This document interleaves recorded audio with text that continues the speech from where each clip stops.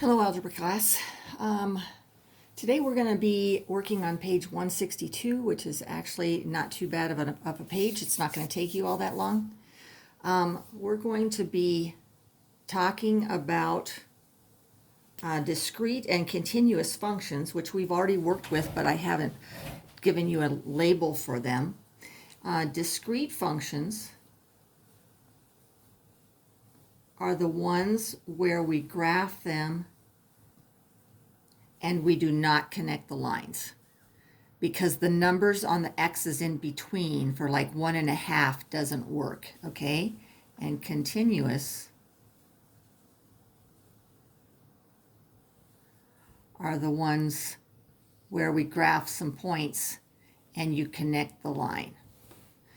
The way you can tell is that you're given an equation here and you're given your domain as like 1, 2, and 3.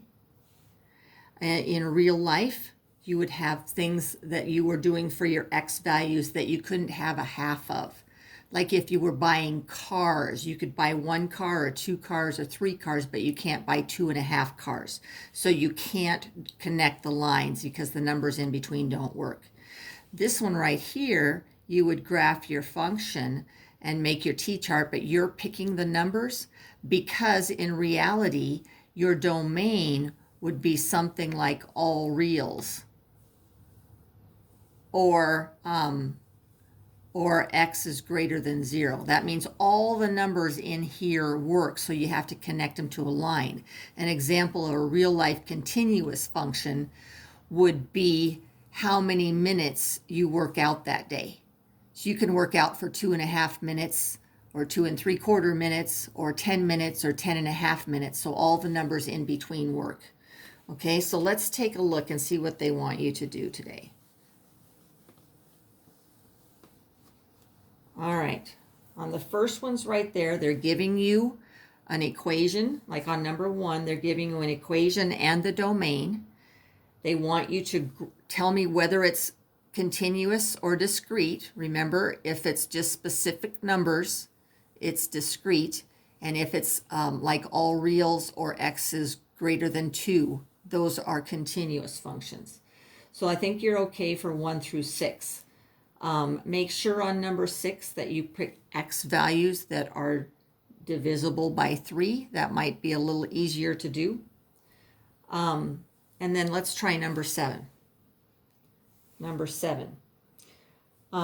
We need to tell whether it's continuous or discrete. So I'm going to look at the x values and see what they are, what their label is, so I can tell whether I can have a half of a 1. Number of DVD rentals. Well, obviously I can't rent half of a DVD, so it must be discrete because I can't buy a half of a 1. And now I just need to graph it. Oh no, I only have to graph it if it's continuous. So I guess that's all you have to put down for number 7 is you have to put discrete and write something like because you can't buy a half of a CD. Okay, so we're going to do problems number 1 through 9. All. That shouldn't take you very long. Once again, if you don't have graph paper, just do a sketch like I did. Try to use a straight edge, please. Okay? Have a good day.